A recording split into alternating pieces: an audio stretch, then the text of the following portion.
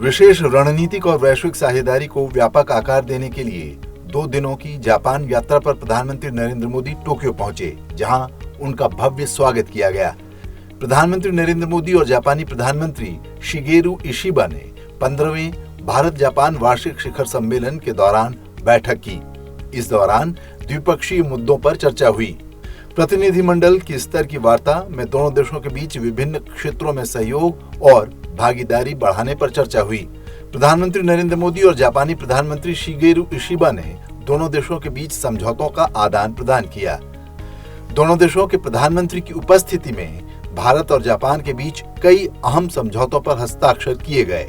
साझा press conference में प्रधानमंत्री नरेंद्र मोदी ने कहा कि आज दोनों देशों ने विशेष रणनीतिक और वैश्विक साझेदारी के नए और सुनहरे अध्याय की मजबूत नींव रखी है। आज हमने अपनी special strategic and global partnership में एक नए और सुनहरे अध्याय की मजबूत नींव रखी है। हमने अगले दशक के लिए एक रोड मैप बनाया है। हमारे विजन के केंद्र में इन्वेस्टमेंट, इनोवेशन, इकोनॉमिक सिक्योरिटी,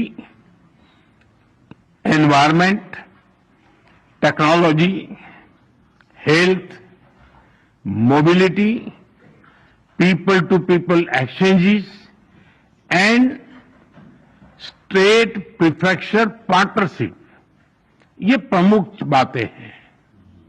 हमने अगले 10 वर्षों में जापान से भारत में 10 ट्रिलियन येन निवेश का लक्ष्य निर्धारित किया है। भारत और जापान के स्मॉल एंड मीडियम एंटरप्राइजेस और स्टार्टअप्स को जोड़ने पर विशेष बल दिया जाएगा। भारत और जापान बिजनेस फोरम में भी मैंने जापानी कंपनियों को कहा, make in India, make for the world. Bharat और जापान के बीच जॉइंट क्रेडिट मैकेनिज्म पर समझौते को ऊर्जा क्षेत्र के लिए बड़ी जीत बताया। हमारा जॉइंट क्रेडिट मैकेनिज्म ऊर्जा के लिए एक बड़ी जीत है। It shows that our green partnership is as strong as our economic partnership. इसी दिशा में हम सस्टेनेबल फ्यूल्स इनिशिएटिव्स और बैटरी सप्लाई चेन पार्टनरशिप भी शुरू कर रहे हैं। हम economic security cooperation initiative launch कर रहे हैं। इसके तहत क्रिटिकल और स्ट्रेटेजिक क्षेत्रों में एक व्यापक अप्रोच के साथ आगे बढ़ा जाएगा। हाई टेक्नोलॉजी के क्षेत्र में सहयोग हम दोनों की प्राथमिकता है। इस संदर्भ में डिजिटल पार्टनरशिप 2.0 और एआई कोऑपरेशन इनिशिएटिव लिया जा रहा है। सेमीकंडक्टर्स और रेयर अर्थ मिनरल्स हमारे एजेंडे में सबसे ऊपर रहेंगे। प्रधानमंत्री ने कहा कि मानव संसाधन आदान प्रदान की कार्य योजना में 50,000 कुशल भारतीय जापान की अर्थव्यवस्था में योगदान देंगे।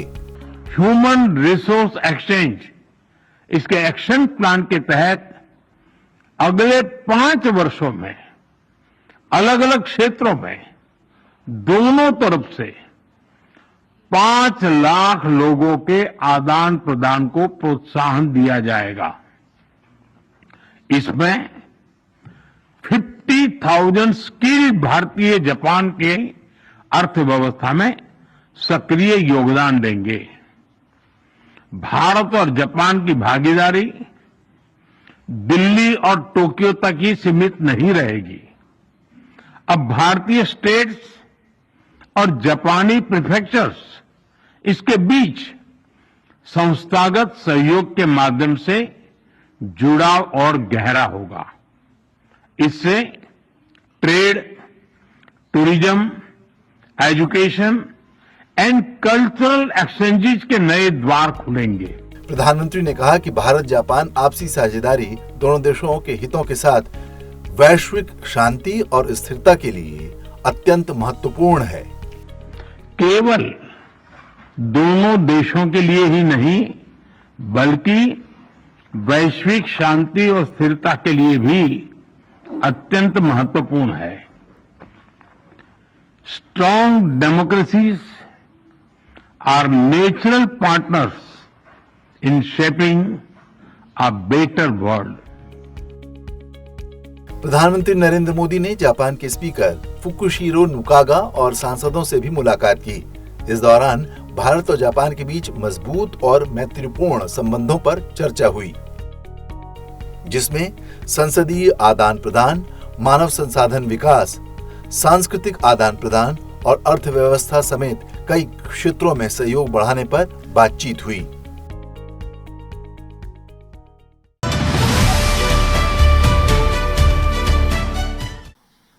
India and Japan's partnership is strategic and smart, powered by economic logic. We have turned shared interest into shared prosperity. India is the springboard for Japanese businesses to the global south. Together, we will shape the ASEAN century, Asian century for stability, growth and prosperity. India Japan economic forum को संबोधित करते हुए प्रधानमंत्री नरेंद्र मोदी ने दोनों देशों के संबंधों को विकास और समृद्धि की धुरी बताया। भारत और जापान के बिजनेस लीडर्स को संबोधित करते हुए प्रधानमंत्री ने कहा कि भारत की विकास यात्रा में जापान अहम भागीदार रहा है। भारत की विकास यात्रा में जापान हमेशा एक अहम पार्टनर रहा है। मेट्रो से लेकर मैन्युफैक्चरिंग तक, सेमीकंडक्टर से लेकर स्टार्टअप्स तक, हर क्षेत्र में हमारी साझेदारी आपसी विश्वास का प्रतीक बनी है। जापानी कंपनियों ने भारत में $40 बिलियन से ज्यादा का निवेश किया है। मात्र पिछले 2 वर्षों में $13 बिलियन का प्राइवेट इन्वेस्टमेंट हुआ है। JBIC कहता है कि भारत सबसे प्रॉमिसिंग डेस्टिनेशन है। जेट्रो बताता है कि 80% कंपनियां भारत में एक्सपांड करना चाहती है और 75% ऑलरेडी मुनाफे में है। यानी in India capital does not just grow, it multiplies. प्रधानमंत्री ने कहा कि भारत विश्व की सबसे तेजी से बढ़ने वाली बड़ी अर्थव्यवस्था है। लगातार आर्थिक स्थिरता, नीतियों में पारदर्शिता और आर्थिक सुधार इसके आधार हैं। पिछले 11 वर्षों में भारत के अभूतपूर्व ट्रांसफॉर्मेशन से आप सब भली भांति परिचित है। आज भारत में पॉलिटिकल स्टेबिलिटी है, इकोनॉमिक स्टेबिलिटी है, पॉलिसी में पारदर्शिता है, प्रिडिक्टिबिलिटी है।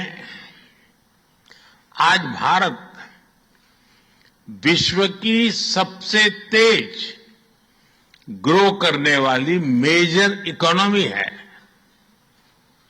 और बहुत जल्द विश्व की तीसरी सबसे बड़ी इकोनॉमी बनने जा रहा है। वैश्विक ग्रोथ में भारत 18% योगदान दे रहा है। भारत की कैपिटल मार्केट्स में अच्छे रिटर्न्स मिल रहे हैं। एक मजबूत बैंकिंग सेक्टर भी है। लो इन्फ्लेशन और लो इंटरेस्ट रेट्स, करीब $700 बिलियन के फॉरेक्स रिजर्व है। साथियों, इस बदलाव के पीछे हमारी रिफॉर्म, परफॉर्म और ट्रांसफॉर्म की अप्रोच है। प्रधानमंत्री ने कहा कि आर्थिक सुधार केवल टैक्स प्रणाली तक सीमित नहीं है। कारोबार करने को आसान करने के साथ ही कई संवेदनशील क्षेत्रों को प्राइवेट सेक्टर के लिए खोला गया है। हमारे रिफॉर्म्स केवल टैक्स प्रणाली तक सीमित नहीं है। हमने ईज ऑफ डूइंग बिजनेस पर बल दिया है। बिजनेस के लिए सिंगल डिजिटल विंडो अप्रूवल की व्यवस्था की है। हमने 45,000 कंप्लायंसेस रेशनलाइज किए हैं। इस प्रक्रिया को गति देने के लिए डीरेगुलेशन पर एक उच्च स्तरीय कमेटी बनाई गई है। डिफेंस और स्पेस जैसे सेंसिटिव क्षेत्रों को प्राइवेट सेक्टर के लिए खोल दिया गया है। अब हम न्यूक्लियर एनर्जी सेक्टर को भी खोल रहे हैं। साथियों, इन रिफॉर्म्स के पीछे हमारा विकसित भारत बनाने का संकल्प है, हमारा कमिटमेंट है, कन्विक्शन है और स्ट्रेटेजी है। प्रधानमंत्री ने भारत जापान बिजनेस फोरम की रिपोर्ट कंपनियों के बीच हुई बिजनेस डील्स का स्वागत किया। उन्होंने जापान के उद्योग जगत को भारत में निवेश के लिए आमंत्रित किया। उन्होंने 5 अहम क्षेत्रों में दोनों देशों के बीच सहयोग बढ़ाने पर जोर दिया। इनमें मैन्युफैक्चरिंग, ऑटो सेक्टर प्रमुख हैं, जिनमें आपसी भागीदारी बेहद सफल रही है। प्रधानमंत्री ने उम्मीद जगाई कि magic, batteries, robotics, semiconductor, ship building और न्यूक्लियर एनर्जी में भी इसे दोहराया जा सकता है। इसके साथ ही टेक्नोलॉजी और इनोवेशन सेक्टर में सहयोग बढ़ाने की पेशकश करते हुए प्रधानमंत्री ने कहा कि जापान की टेक्नोलॉजी और भारत का टैलेंट मिलकर इस सदी के टेक रेवोल्यूशन का नेतृत्व कर सकते हैं। भारत ने AI, semiconductor, quantum computing, biotech और स्पेस में बोल्ड और एम्बिशियस इनिशिएटिव्स लिए हैं। प्रधानमंत्री ने ग्रीन एनर्जी और नेक्स्ट जेन इंफ्रास्ट्रक्चर में सहयोग की अपार संभावनाएं जताई। भारत तेजी से 2030 तक 500 गीगावाट रिन्यूएबल एनर्जी के लक्ष्य की ओर अग्रसर है। हमने 2047 तक 100 गीगावाट न्यूक्लियर पावर का भी लक्ष्य रखा है। सोलर सेल्स हो या फिर ग्रीन हाइड्रोजन, साझेदारी की अपार संभावनाएं हैं।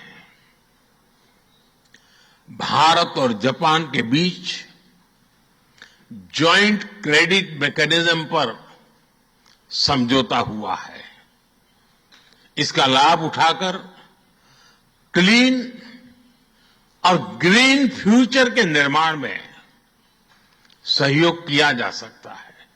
पिछले एक दशक में भारत ने नेक्स्ट जनरेशन मोबिलिटी और लॉजिस्टिक इंफ्रास्ट्रक्चर में अभूतपूर्व प्रगति की है। हमारे पोर्ट्स की क्षमता दोगुनी हो गई है। 160 से ऊपर एयरपोर्ट्स हैं। 1000 किलोमीटर लंबी मेट्रो लाइन बनी है। जापान के सहयोग से मुंबई और अहमदाबाद हाई स्पीड रेल पर काम चल रहा है, लेकिन हमारी यात्रा यहीं नहीं रुकती। Japan's excellence and India's scale can create a perfect partnership. प्रधानमंत्री ने कहा कि स्किल डेवलपमेंट और पीपल टू पीपल टाइज में भारत का स्किल्ड युवा टैलेंट वैश्विक जरूरतें पूरी करने की क्षमता रखता है। इसका लाभ जापान भी उठा सकता है। प्रधानमंत्री नरेंद्र मोदी के साथ ही जापान के प्रधानमंत्री शिगेरू इशिबा ने भी जॉइंट इकोनॉमिक फोरम को संबोधित किया।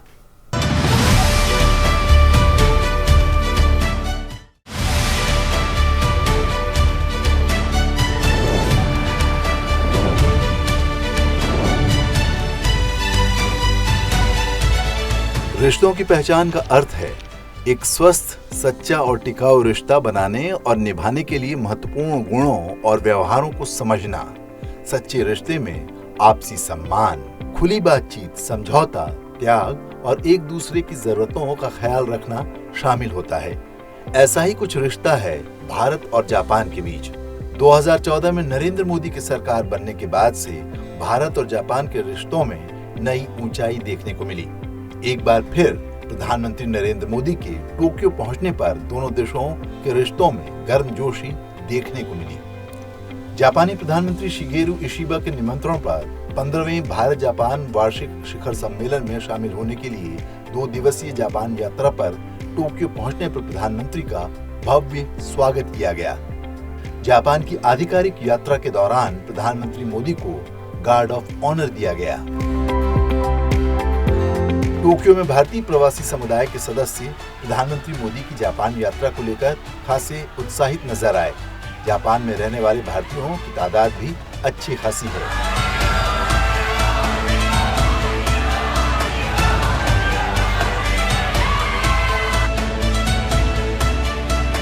प्रधानमंत्री नरेंद्र मोदी ने टोक्यो पहुंचने पर भारतीय प्रवासियों का अभिवादन करते हुए उनसे बातचीत भी की। इस दौरान लोगों में खासा उत्साह नजर आया।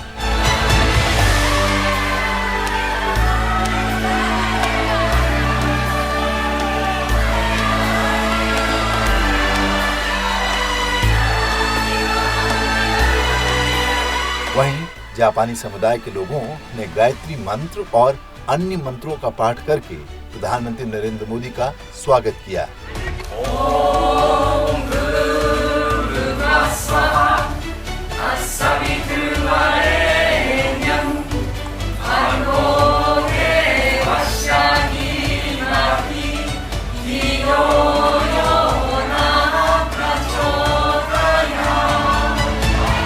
राजस्थानी पोशाक पहने जापानी लोगों ने राजस्थानी लोकगीत के साथ प्रधानमंत्री नरेंद्र मोदी का स्वागत किया। पारी जाओ रे, बलिहारी जाओ रे, अरे सतगुरु आंगन आया रे, मेवारी जाओ रे। शोरिंजन दारुमाजी मंदिर के मुख्य पुजारी ने प्रधानमंत्री को दारुमा गुड़िया भेंट की। शोरिंजन दारुमा मंदिर जापान के ताकासाकी में स्थित एक छोटा मंदिर है। इसका निर्माण 1697 में ज़ेन बौद्ध धर्म के ओबाकू संप्रदाय ने किया था। ताकासाकी को दारुमा का जन्म स्थान माना जाता है। ऐसा माना जाता है कि गुड़ियों की उत्पत्ति कई साल पहले इसी जगह से हुई थी। 1990 के दशक की शुरुआत में भारत ने लुक ईस्ट पॉलिसी की शुरुआत की, एक नई अवधारणा जिसका उद्देश्य देश के पूर्वोत्तर क्षेत्र को प्रवेश द्वार में बदलना और भारत के विस्तारित पड़ोस के साथ मजबूत संबंध बनाने में मदद करना था। यह नीति लगातार सरकारों के लिए धुरी बनी रही। 2014 में केंद्र में नरेंद्र मोदी सरकार बनने के बाद भारत ने उत्तर पूर्व के समृद्ध क्षेत्र के लिए पूरी तरह से अलग योजनाएं बनाई। इसके बाद भारत ने लुक ईस्ट नीति को एक्ट ईस्ट नीति में बदलने में उच्च प्राथमिकता दी है। एक्ट ईस्ट नीति का उद्देश्य दक्षिण पूर्व एशिया और अन्य इंडो पैसिफिक देशों के साथ मजबूत व्यापार और व्यवसाय संबंधों के उद्देश्यों को पूरा करना और भारत के उत्तर पूर्वी राज्यों के लिए विकास के अवसर पैदा करना है। 3C यानी कॉमर्स, कल्चर और कनेक्टिविटी भारत की वर्तमान एक्ट ईस्ट नीति के स्तंभ हैं। भारत और जापान के संबंधों को लेकर नेचुरल पार्टनरशिप शब्द का इस्तेमाल होता है। दोनों देशों का ये रिश्ता कुछ दशक नहीं बल्कि सदियों पुराना है। भारत और जापान के संबंधों और जुड़ाव का जब जिक्र होता है तो बात होती है साझा ऐतिहासिक संबंधों की, संस्कृति और ज्ञान के प्रसार की, पीपल टू पीपल कनेक्ट की। जापान के साथ भारत के संबंध विकास और विश्वास पर आधारित हैं। भारत और जापान के मूल्य और संस्कृति आपस में जुड़ी हुई हैं और यह सभ्यताओं के माध्यम से संपर्कों पर आधारित है। ये संबंध आज या बीते कुछ दशकों के नहीं हैं। पिछले कुछ वर्षों में इस क्षेत्र के प्रति भारत का दृष्टिकोण जापान समेत पूर्व के देशों के साथ एक व्यापक रणनीतिक जुड़ाव के रूप में हुआ है, जिसमें व्यापार और निवेश, कनेक्टिविटी, ऊर्जा, संस्कृति, लोगों के बीच संपर्क और समुद्री सुरक्षा शामिल हैं। भारत साझा सुरक्षा और समृद्धि के दोहरे सिद्धांतों पर आधारित एक क्षेत्रीय सुरक्षा व्यवस्था की वकालत करता रहा है। प्रधानमंत्री रहते हुए नरेंद्र मोदी की ये 8वीं जापान यात्रा है। मई 2023 में वो आखिरी बार जापान गए थे। उनसे पहले मनमोहन सिंह ने सबसे ज्यादा 3 बार जापान का दौरा किया था।